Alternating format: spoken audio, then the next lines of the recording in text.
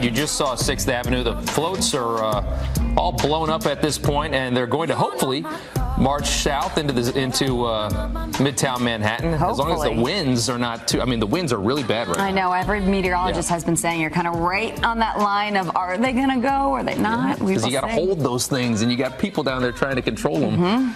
It's not easy. Good morning to you. Happy Thanksgiving. You're watching Fox and Friends First on this Thursday morning. I'm Rob Schmidt. And I'm Jillian Mealy. Thank you so much for starting your Thanksgiving with us. And look, if you're one of many having turkey troubles this morning, we are here to help. Not us. We don't know what we're doing. She is. We have an expert.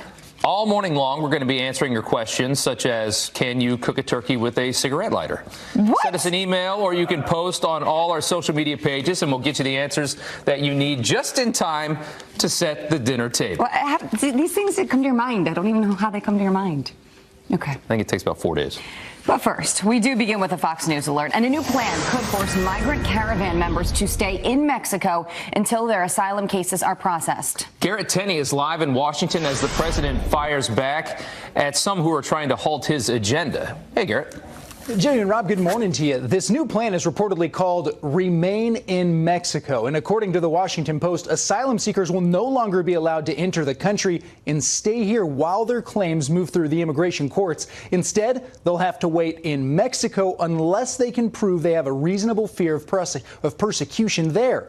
Now, this comes as the White House is giving U.S. troops at the border more authority to protect Border Patrol agents and detain migrants, though Defense Secretary James Mattis described the detention this way, saying, I would put it in terms of minutes. If someone's beating on a border patrolman and if we were in a position to have to do something about it, we could stop them from beating on them and take them over and deliver them to a border patrolman.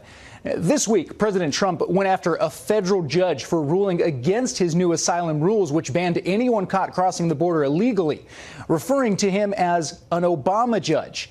That prompted a rare response from Chief Justice John Roberts, who said, we do not have Obama judges or Trump judges, Bush judges or Clinton judges. What we have is an extraordinary group of dedicated judges doing their level best to do equal right to those appearing before them. That independent judiciary is something we should all be thankful for. Now, President Trump fired back, tweeting in part, sorry, Chief Justice John Roberts, but you do indeed have Obama judges, and they have a much different point of view than the people who are charged with the safety of our country. Now, President Trump attacking the third branch of government is nothing new, but for the head of the judiciary to respond so publicly, that really hasn't happened until now. Jillian and Rob. All right, Garrett Tenney, live in Washington. Thank you. Yeah. And the back and forth between President Trump and Chief Justice Roberts has earned the president a lot of criticism. But CRTV host Michelle Malkin is calling it political posturing, and she says the president should be praised for keeping his promise to keep Americans safe. I really don't appreciate that kind of compulsion to do this kind of virtue signaling and posturing. Justice Roberts has done this before. I think that President Trump has treated it exactly as it should be. He's, kind of brushing it off his shoulder. But the policy issue here is a serious one. And thank goodness we have a president who is trying to tackle it. Our asylum system is a joke. The people, those radicals who are funded by left-wing groups in the immigration lawyers lobby know that it ain't over till the alien wins. And with asylum fraud, you've got all of this gaming and enabling going on, and it is not fair to people who are legitimate asylum claimants. Absolutely. And it certainly isn't fair to anybody else who's waiting in line to get into this country the right way. All right, Customs and Border Protection officials estimate around 2,300 more Central American migrants are now moving through Mexico, likely to join the hundreds of others already in Tijuana. Hey, Fox News alert. A massive anti-terror operation is underway in London after 2 suspected bombs are found hidden in an apartment. People living in the surrounding homes forced to evacuate as investigators searched the building that is under renovation. Police say the bombs appear to be improvised explosive devices. No one was home at the time and no arrests have been made. The U.S. and South Korea are scaling back military exercises amid ongoing negotiations with North Korea. Defense Secretary James Mattis says the annual springtime exercises will be reorganized, but did not explain any further. Several military exercises have been suspended in the months since President Trump's nuclear summit with North Korean dictator Kim Jong-un in Singapore. Well, the Woolsey fire in California finally contained after burning for nearly 2 weeks. But that area, which is near Malibu in Southern California, is not out of the woods just yet. A rainstorm today could trigger dangerous mudslides. More of a concern, though, in the north. The rain forcing campfire evacuees out of their tents and into shelters.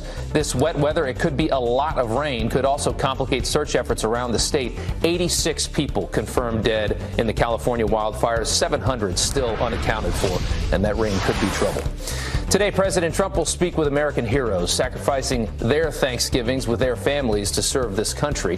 But even though they are not at home, our troops will still get special dinners. The Pentagon shipping more than 300,000 pounds of turkey around the world, along with 81,000 pies. That's 12 times as many as last year. 7,800 gallons of eggnog. Whoa. That's a lot of eggnog. That's awesome. Yeah.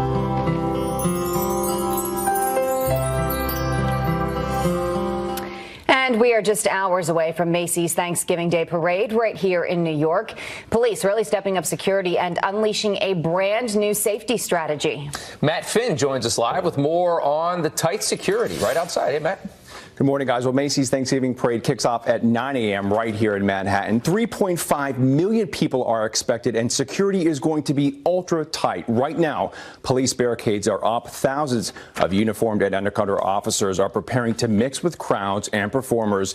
The NYPD already screened the balloon inflation ceremony, and at this morning's parade, police will also be implementing checkpoints, barricades, and bomb-sniffing dogs to prevent terror attacks. Police say as of right now, there are fortunately no credible threats. A lot of uniformed officers, a lot of counterterrorism resources, critical response command, strategic response group, and a lot of plainclothes officers that you won't see. But they're all out here to keep everybody safe, to enjoy this wonderful event. The NYPD says some of its specially trained bomb-sniffing dogs can now pick up the scent of explosives from hundreds of feet away. The NYPD began working with these dogs last winter to make sure they could perform effectively in New York, and authorities are warning the forecasted frigid cold is a major concern, so bundle up if you're going to brave the weather outside. There are trucks filled with sand to block vehicles from getting into the parade route, and I have to say, we saw a lot of cars being told all night to keep the streets clear for emergency vehicles. Yeah, it was tougher to get in here this morning in the overnight hours because we had all the barricades and all the police officers pretty much at every corner. Yeah, 6th Avenue shut down already. Thanks, Matt. Appreciate it. And this Thanksgiving is extra special for two kids in Florida. Landon and Taylor Dean were preparing for a school play, but missing their Navy mom who's serving overseas.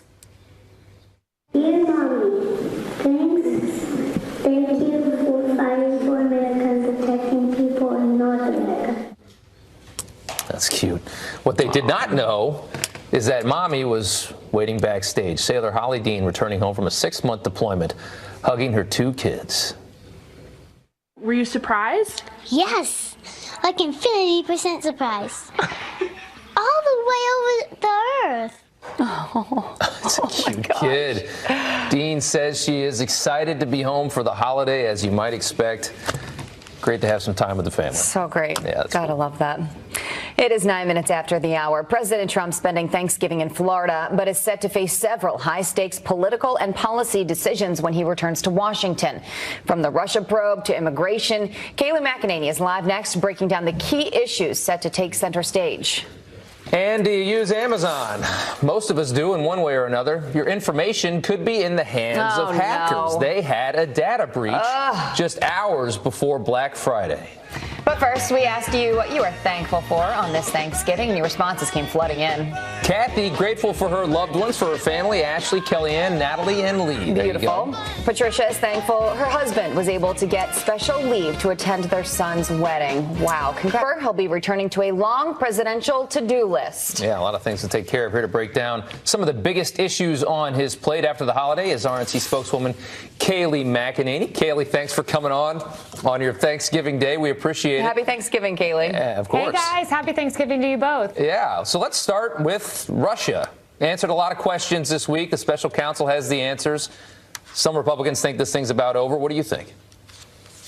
Yeah, I think it is about over, and it should be about over. You know, Robert Mueller should really question his probe when the majority, or I should say plurality of Americans have soured on him, according to recent exit polls. 54% say the Russia probe is politically motivated. Most people want to see it come to an end. It needs to be fair. It needs to be speedy. But I think it's time to wrap up. Most Americans agree with that. Yeah, I think some people kind of get tired of the same thing over and over again. There's a statement from Rudy Giuliani, which reads in part, the special counsel has been provided with more than 30 witnesses, 1.4 million pages of material, and now the president's written responses to questions. It is time to bring this inquiry to a conclusion. So we will see if that happens. Let's move on to China. President is scheduled to meet with Chinese President Xi Jinping at the end of the month. What do you see happening there? Yeah, so this is the first president who's had the courage to take on China. The United States has sent 142 demands to China. The idea is to level the playing field. China has this plan called Made in China 2025, where they seek to capture industry entirely, deprive the United States of the ability to produce key industry. So the president is taking China on, and the fact that China is even brought to the negotiating table is a significant win for the president. We'll see what happens at the G20. In Buenos Aires. Yeah, that should be interesting. All right, let's talk about immigration as issue number 3. Now that the Democrats have at least some say in policy making in the House, do you think there's a better chance of some kind of a deal happening?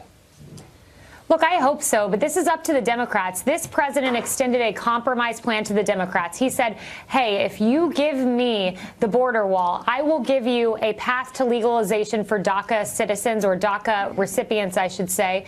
And, you know, that's a fair deal. It's one that's a big compromise for the president, and it's up to Democrats to come to the table. The majority of Americans want a compromise immigration plan. The president's provided one. Will Nancy Pelosi accept? Big question there. Now, one of the things that a lot of people see as potentially something that realistically can get done with bipartisan support is criminal justice reform. That's right, Carly. This is huge. This is something that for decades and decades and decades we have wanted to see. Van Jones, Jared Kushner, Democratic Congressman Hakeem Jeffries, Republican Congressman Doug Collins all got in a room and said, let's make this a reality. So this is up to Democrats. It's up to Republicans in Congress to make this a key goal. It's one that can pass through Congress. We rarely see bipartisan reform, and certainly not on as significant as a basis as criminal justice reform. This can happen. And I just hope folks get in a room, because this is a very big deal. All right, so let's talk this final Senate runoff race here in Mississippi. After what we saw in Alabama last year, you guys got to be a little bit nervous about having a race this close for Senate in red Mississippi. It's close, but nevertheless, when you combine what the two Republicans won prior to the runoff, it was 58% of the vote. So I do believe Cindy Hyde-Smith will win this. We don't take any seat for granted, but come November 27th, I believe Cindy Hyde-Smith will continue to be the senator from Mississippi. It's a big race. It's important, and it's key to securing our 53-seat majority there in the Senate. All right, lots to do. Kayleigh McEnany, thank you. Enjoy your holiday. Thanks, you too. It is 17 minutes after the hour. Dramatic video as an apartment building bursts into flames. A baby. Attorney General Matt Whitaker announcing $56 million in grant funding. Terrorists are going to continue to target us, so we've got to keep targeting them during the holiday season and all year round. And so I want to assure all of you that this work remains the top priority of the Department of Justice. We will not let up. The money will go towards training and equipment like bulletproof vests and body cameras. First Lady Melania Trump and Demi Lovato's mother speaking out against the opioid epidemic. Together, they're participating in a town hall event at Liberty University in Virginia next week. The Homeland Security and Health and Human Services secretaries will also be there. Demi Lovato was hospitalized last summer. The singer had an apparent drug overdose and is currently undergoing treatment. If you are hosting Thanksgiving dinner at your house today, we've got the tips you need to help you carve the perfect turkey. First of all, get a knife. Here to show us how it's done is Master Butcher and the author of the Everyday Meat Guide, Ray Venezia. Did I get that right? Venezia? Yes, Venezia. Venezia. He sounds like he's good at carving meat. All right. Okay, so you've got a number of tips here. First things first is you have to let it rest. Is that right? Absolutely. You want the meat to rest. As it does that and starts to cool, it will absorb all those natural juices and flavor back into the meat, so it doesn't run all over your cutting board. Okay. Right? Then after you let it rest, you want to set up your cutting board. You want to go from the turkey right to your platter. So this way your cutting board stays nice and clear, so it's safe. And you want to do it on the cutting board so that you can do it correctly and against the grain. So what is correctly? And where do you start exactly? Okay. Well, again, if you don't take the pieces off the bone, you can't cut against the grain for the tenderness. So you start with the first wing section. Okay, you leave the bottom wing section, put it right on your platter. You leave that so you have a little more stability with the turkey as you go. Okay. Then you go to the back leg. Start with the legs there. Okay, so that the breast continues to cool. Okay.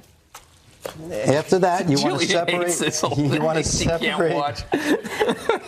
You want to separate through the drum and the thigh. You take your thigh, you take the bone out. Okay. Okay, so after you've done that, you're going to slice your thigh meat, and your thigh meat will go on the back.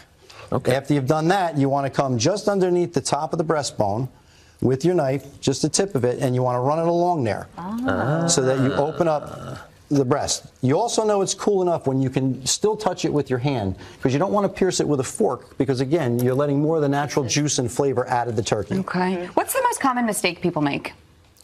Not letting it rest and then trying to cut the breast off of the turkey. The bone is round and you can't go against the grain. And because we have mashing teeth, if you don't cut it against the grain, it will not be tender. It won't fall apart when you bite down on it. When we ultimately do our competition later on today, it's going to be Carly, Rob, and Todd versus each other. Jillian's going to be the judge. How will we be judged? Like, who's going to be the winner? Like, how do you win? Who's going to be the winner?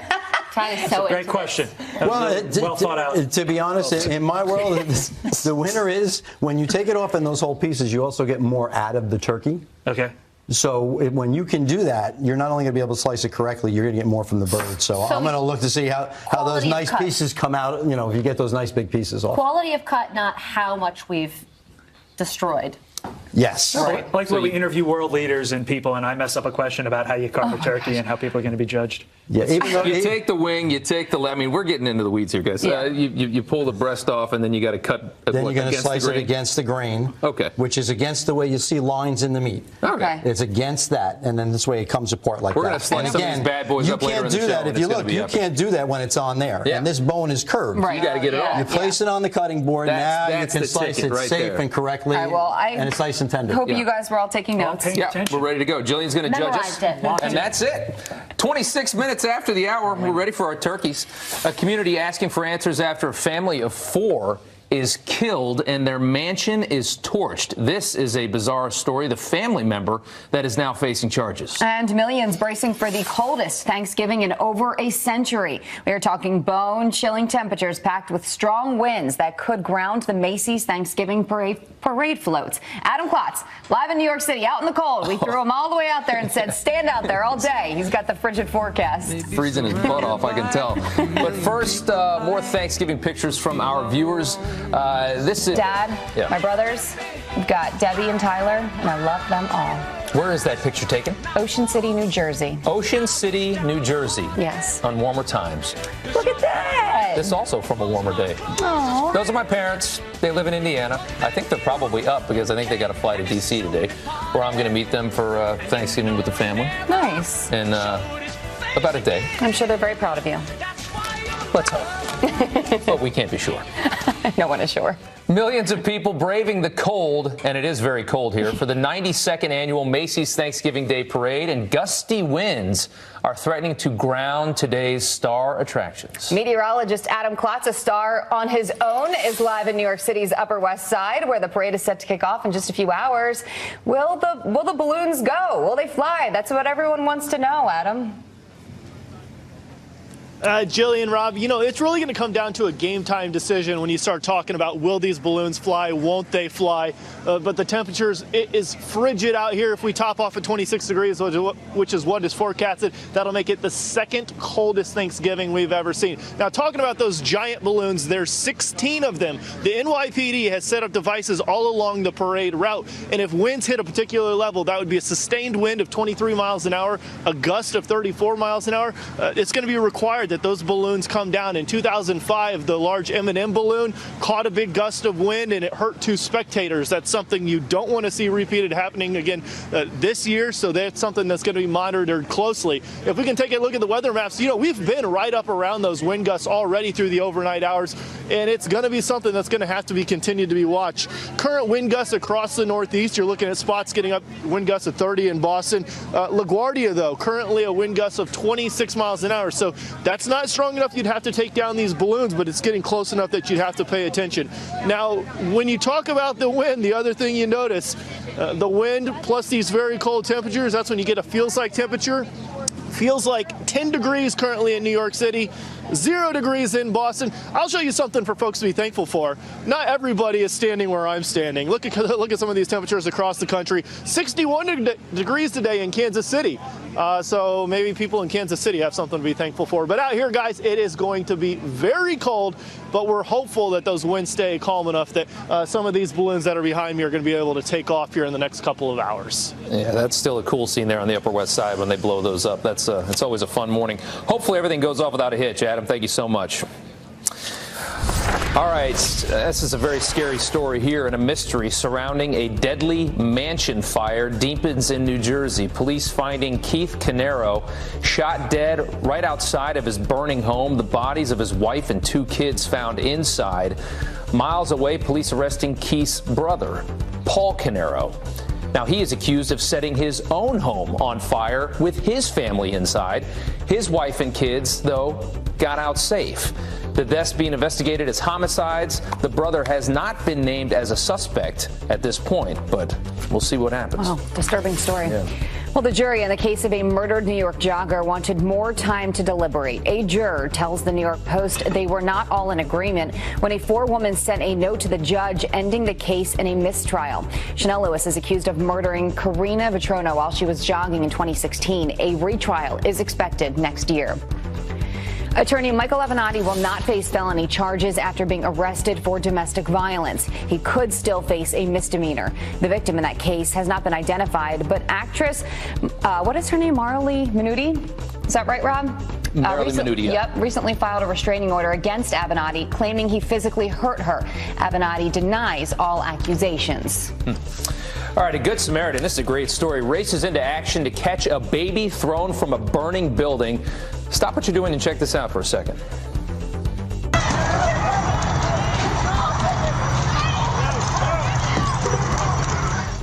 You see that? Can you imagine dropping your child from the 3rd floor?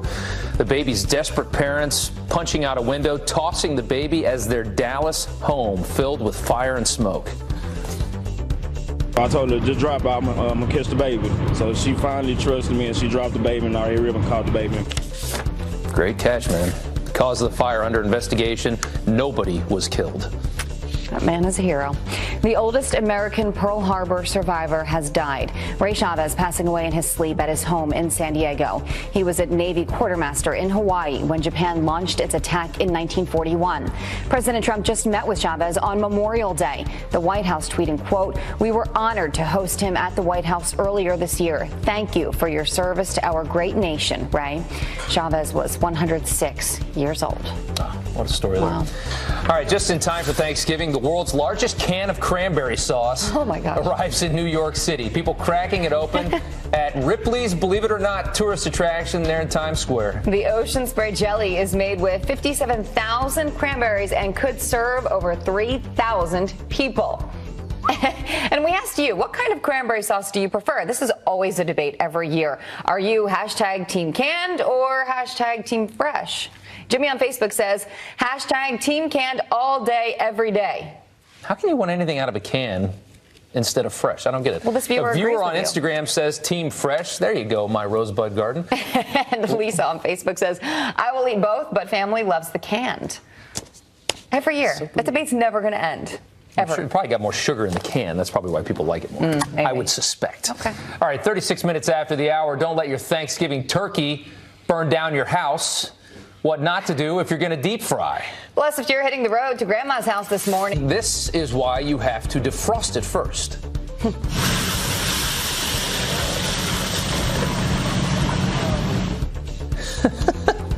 Yeah, you don't want that to happen in your house. No. That frozen turkey turning into a fireball, the Northport Fire Rescue in Alabama making a very helpful video to remind people to follow the directions if they insist on frying their bird, which I've heard is delicious, by the way.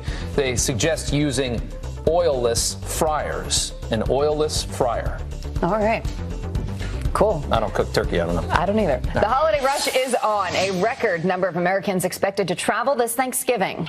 Mike Tobin brings us some massive numbers as he talks to people that are taking to the skies on this holiday. If you're traveling this Thanksgiving, you'll have lots of company. AAA predicts 54 million Americans will travel 50 miles or more between Wednesday and Sunday. That's the highest number since 2005. 48 million will be driving to their destinations. People have more money in their pockets. Household net worth is up. Disposable income is up. Consumer confidence is up. And when we have a little time built into our schedules, we take advantage of it. Air travelers are bracing for long lines and delays. Oh, it's a nightmare. It's a nightmare.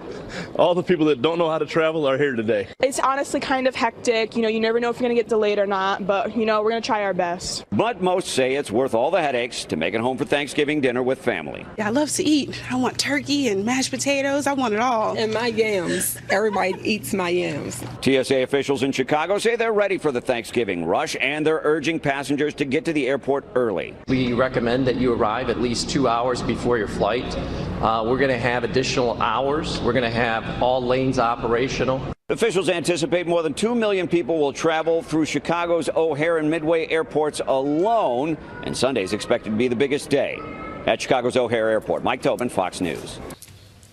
All right, the balloons are ready. So are the police. In just hours, millions of people will line the streets of New York City for the Macy's Thanksgiving Day Parade. What to expect as the NYPD steps up security. We are live right here in Manhattan next. But first, let's check in with Ed Henry to see what's coming up on Fox and Friends. Hi, Ed. Good morning, guys. Happy Thanksgiving. We're going to have Bass Pro Shops in. I promise you, it's going to look a little more interesting by then. It'll look a little bit more like the parade. I'm not saying we're going to have floats here. This is kind of just one little sad little turkey all by its lonesome, but we're going to get him some friends. I promise you. And Fox and Friends is going to be amazing today. McCarthy, he's going to talk about all the great legal issues. The Mueller investigation, the president going back and forth with Chief John Roberts.